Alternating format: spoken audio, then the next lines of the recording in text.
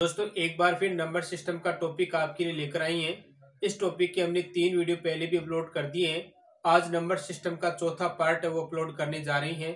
इस वीडियो को आप पूरा जरूर देखिए यहाँ पर हमने बहुत ही शानदार प्रश्न लिए हैं। ऐसे प्रश्न है वो यूपीएससी का जो सीसेट का एग्जाम होता है वहां पर कई बार देखने को मिलते हैं।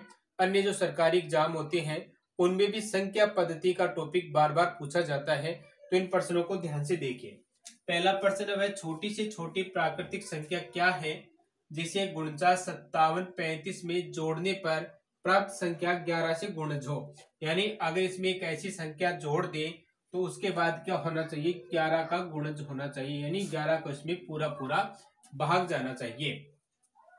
दूसरा प्रश्न है 4x 5 6 4 अंकों की एक संख्या है। आपके पास ये एक संख्या है जो 33 से विभाजित है, यानी संख्या में कितने का पूरा भाग जाता है, 33 का इस संख्या में भाग जाता है। तो x का मान क्या होगा, यानी x का यहाँ पर एक ऐसा मान रखना है कि मान रखने के बाद किसका भाग जाना चाहिए, 33 का भाग पूरा पूरा जाना चाहिए।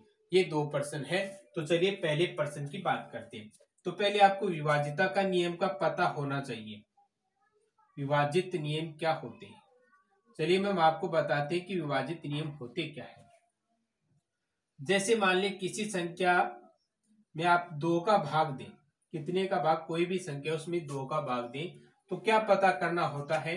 जैसे मान लीजिए ये आपके पास कोई संख्या है, इसमें आपका 2 का भाग जाएगा या नहीं जाएगा, तो 2 का भाग इसमें नहीं जा रहा है। तो 2 का भाग देने के लिए शर्त क्या होती है, जो इकाई का अंक होता है, इकाई का जो अंक होता है, अंत में जो ये अंक होता है वो इकाई का अंक माना जाता है।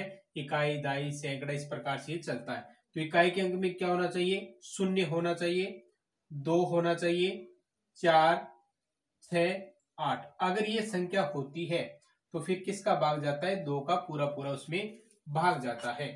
3 का भाग यानी 3 से विभाजित कौन सी संख्या होती है। अगर आप इस पूरी संख्या को जोड़ें, जैसे 3, 5, 8, 8 में 7 जोड़ दें, 5 जोड़ दें, 9 जोड़ दें और 4 जोड़ दें। अगर सभी संख्याओं का जो जोड़ है वो जोड़ है, उसमें कितने का भाग जाना चाहिए, 3 का भाग जाना चाहिए। जैसे मान लीजिए कोई संख्या उसका हम जोड़ करते हैं और जोड़ है वो 18 आ चुका।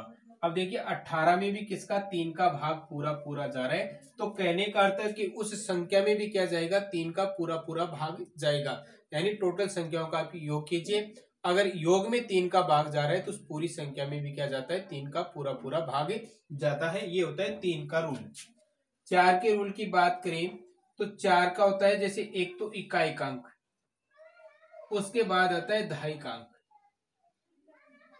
इकाई के अंक में भी क्या जाना चाहिए, अगर पूरा पूरा 4 का भाग जाता है, इकाई के अंक में 4 का भाग चला जाए तो पूरी संख्या में भी क्या जाएगा, 4 का भाग। या फिर दहाई और इकाई दोनों की, जैसे मान लीजिए कि 40 है, अंत में कोई संख्या की 40 है और 40 में 4 का भाग जाता है, या अंत में 36 है, 36 में भी देखिए 4 का भाग जाता है। या फिर आप और संख्या मानकर चल सकते हैं, जैसे अंत में 8 आ गया तो 8 में भी 4 का भाग। तो यानी अंत इकाई या दहाई का जो अंक होते हैं अगर उसमें 4 का भाग जा रहा है तो पूरी संख्या में क्या जाएगा, 4 का भाग जाएगा। 5 का नियम क्या होता है, 5 का भाग किस संख्या में जाता है, जिसमें इकाई का अंक क्या होना चाहिए, इकाई का अंक या तो 0 होना चाहिए या 5 होना चाहिए। अगर अंत में 5 है या 0 है तो वहां पर भी क्या जाएगा, 5 का भाग पूरा पूरा जाता है। तो इसमें 5 का भाग पूरा पूरा जाता है, लेकिन आपको क्या करना है, 11 का गुणज करना है। इसी प्रकार से 6 का भाग भाई किस संख्या में जाता है, जिस संख्या में 2 का और 3 का भाग जाता है। जिस संख्या में 2 का जाएगा और 3 का जाएगा वहां पर 6 का भाग भी क्या जाता है, पूरा पूरा जाता है। तो इसी प्रकार देखिए 8 का भाग है, 8 का भाग है यानी इकाई का अंक और दहाई का अंक। इकाई का अंक और दहाई का अंक कहने का अर्थ है 2 अंक, जो अंतिम 2 अंक होते हैं उन अगर 2 अंकों में 8 का भाग जाता है, 8 का भाग अगर पूरा पूरा जा रहा है तो आप कह सकते हैं कि उस पूरी संख्या में भी क्या जाएगा, 8 का भाग जाएगा। तो इस प्रकार ये संख्या आपको याद होना जरूरी है। 9 का भाग किस में जाता है भाई, 9 का जो भाग है विभाजिता का नियम किस संख्या में जाता है तो हमें पता करना होता है। तो आपको पता होना चाहिए कि उससे टोटल जो संख्या होती है उसका जोड़ कीजिए। जैसे इस संख्या का हम क्या करें, टोटल संख्या का जोड़ कर लीजिए। अगर जोड़ में भी आपका 9 का भाग जा रहा है तो इस पूरी संख्या में भी क्या जाएगा, 9 का भाग जाएगा। 10 का भाग किस में जाता है, 10 का भाग उस संख्या में जाता है जिसके अंत में क्या होता है, शून्य होता है, 0 होता है, वहां पर 10 का भाग पूरा पूरा जाता है। अब बात आती है 11 की। 11 का भाग यानी विभाजितता नियम, 11 से कौन सी संख्या है वो विभाजित हो सकती है। देखिए दोनों संख्याओं का, इसमें मैं यहां पर आपको एक संख्या बता रहा हूं, जैसे 3 5 6 3 है, 4 2 है, ये कोई संख्या आपके पास है, तो इसमें एक संख्या छोड़कर, जैसे एक तो ये संख्या हो गई, उसके बाद ये संख्या और इसके बाद ये संख्या, इन तीनों का जोड़ कीजिए। इन तीनों का जोड़ करेंगे तो देखिए कितना आएगा, 4 6 10, 10 से 4 14 आ गया। उसके बाद जो बची खची संख्या है उनका जोड़ कीजिए, तो 5 3 और 2 कितना हो गया, 5 3, ये हो गया 10। इनका अंतर जो आ रहा है, इन दोनों का जो अंतर आ रहा है वो अंतर या तो क्या होना चाहिए, शून्य होना चाहिए, या फिर क्या होना चाहिए, 11 का गुणज होना चाहिए। गुणज का अर्थ है 11 हो सकता है, 11 के बाद 22 हो सकता है, 33 हो सकता है, 44 हो सकता है, 55 हो सकता है, उसके बाद 66, ये संख्या है वो 11 की गुणज है। तो आपको ये बताना है। इस संख्या को ध्यान से देखिए, ये संख्या आपके पास लिखी हुई है, तो इन तीनों संख्याओं को एक को छोड़ते हुए जोड़ें। 4 और 5 कितने हो जाएंगे भाई, 4 5 है वो आपके पास 9 हो गए, 9 और 3 क्या हो गया, 12 हो गया, तो ये संख्या हो गई आपके पास 12। उसके बाद इन संख्याओं को जोड़िए, तो 9 और 7 16 और 16 और 5 हो गई 21।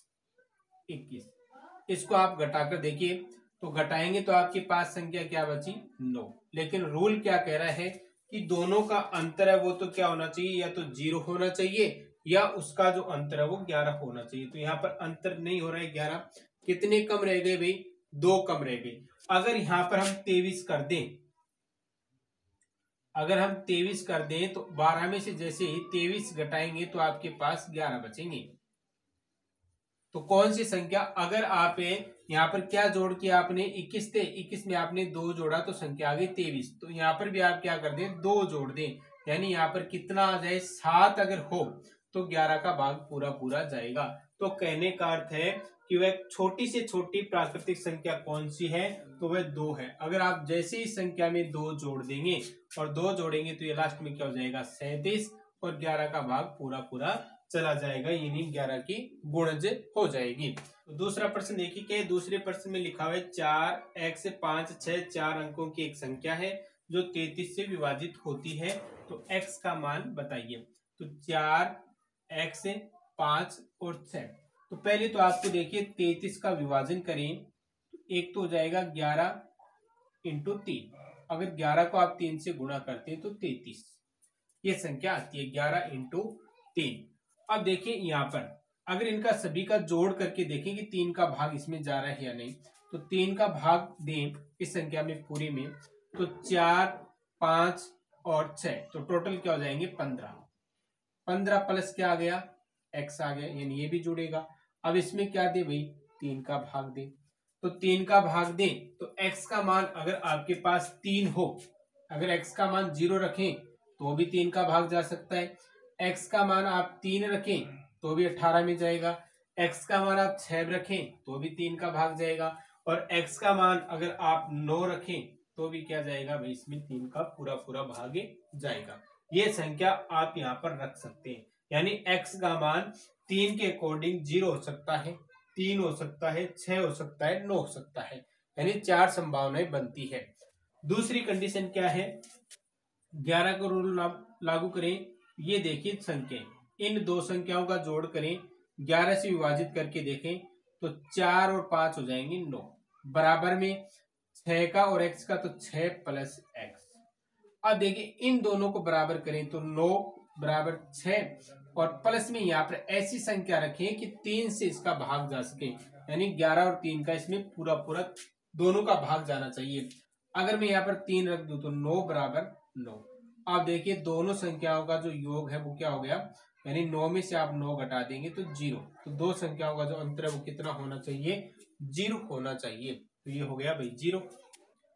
तो यानी 3 रखते हैं तब 0 होता है, और यहाँ पर भी आप क्या रखें, 3 रखना पड़ेगा, यानी 18 करना पड़ेगा।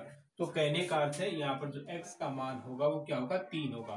तो 43, 5, 6, तो x का मान क्या रखा जाएगा, 3 रखा जाएगा। तो ऐसे प्रश्न है वो आप कर सकते हैं।